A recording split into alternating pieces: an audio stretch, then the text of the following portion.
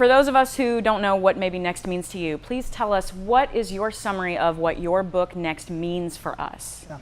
Well, I think Next is all about helping people get to that next place in their life or that next dream that they still envision. So, you know, I've read a lot of different motivational books. They've always left me with that thought of, man, I am overwhelmed. And so I did not want to overwhelm people. And so what I did, I created a resource, just a tool for the everyday person to be able to go back and revisit their dreams. Maybe, you know, maybe because of circumstances and life's disappointments, they've put their dream back on a shelf. And so Next will empower them to start dreaming again, have hope again, to get that dream off the shelf and start doing some practical action steps that will get them closer to the dream and the life that they envision. What really inspired you to write this book? Was there a moment or a person that was exceptionally stuck? Yeah. Well, I think as I look back over my life, and you know, I think everybody has a next, and not just one next, but several next throughout their journey. So as I look back over my life, and there were several moments where I felt myself hitting a lid. I felt myself at one time excited about my career, excited about where I was, and all of a sudden that excitement went away, and I'm like, okay, what is going on? And the excitement turned to frustration, and then after frustration, all hope began to go away, and it's like, okay, I've got to do something. And I still had a dream alive on the inside, and I knew there was something more for me. And so I started really digging in and said, okay, I can't stay stuck here all my life. I've got to do what it takes in those practical things. I've got to get over fear. I've got to get over my excuses. I got to pinpoint what's holding me back. And then once I began to do that, it actually allowed me to take a step forward. I remember. What Adonis went over is actually practical ideas that are so overlooked that constantly people go and try to make things so much more difficult. And if you can make it tactile and make it real, and he comes across as authentic, he really gets across a message that is so missed. But one of the things that I've never thought about until today actually was what's their credibility? We have not generally asked for references from our vendors, and that was one thing that I wrote down today, is to start looking at the credibility of the vendors we're using and the partners we're using. If you are looking for somebody to speak to your organization, to help you with some character in your organization, he's a great person. So imagine having a speaker come that can not only just tell you about work, but can also take practical tips that you can learn to do in everyday life. Credibility, it's going to be with your character and your competence. And this is huge here, because here's the deal. We're always looking for somebody with good character, correct? And we've been told from an early age, it's your character that people will look at. And so here's the deal. You could be a person of good character. You could give people the shirt off your back. You could be that person that's always there for somebody. But maybe you're not producing results. I mean, that'll still bite you in the long run about your credibility.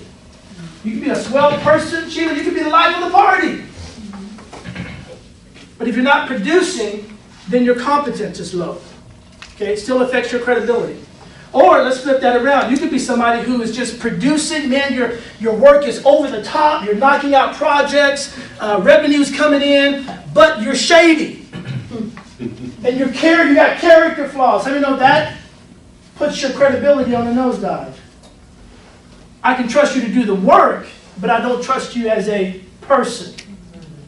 Okay? So two things have to be in line, in sync, if we're going to be credible people, and if we're going to replicate that in our workspace, in our workplace, with our employees, with people we do business with. We've got to work on our character, and we've got to work on our competence, okay? Now I'm going to go, we're transparent, we're genuine.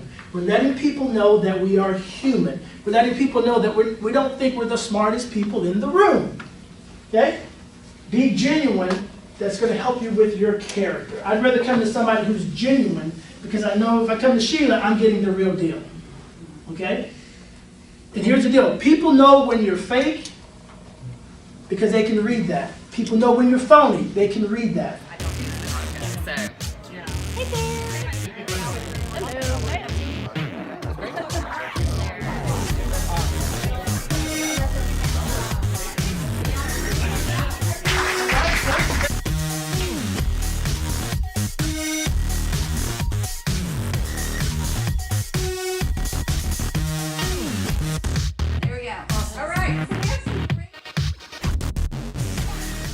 The other day I'm having a conversation, well, I overheard a conversation between her and her brother. And it started out this way. My son told her, you know, Carrington, sometimes at night when I'm dreaming, the dream seems so real. And then Carrington said, and she's 6 years old, she said, you know, sometimes when I dream at night, they seem real, and sometimes I have sad dreams, and it makes me want to cry. She said, but then I wake up and I tell myself, get it together, Carrington, get it together. And then I go back to sleep. That's what my 6-year-old daughter said. I mean, that's a lesson we can learn from a 6-year-old. When we're having to take that leap and that step and to move forward, sometimes we got to look ourselves in the mirror and say, get it together. It's going to be okay. Get it together. And at 6 years old, she understood that the bad impressions that she was receiving through a dream, she had enough sense to know that was not real.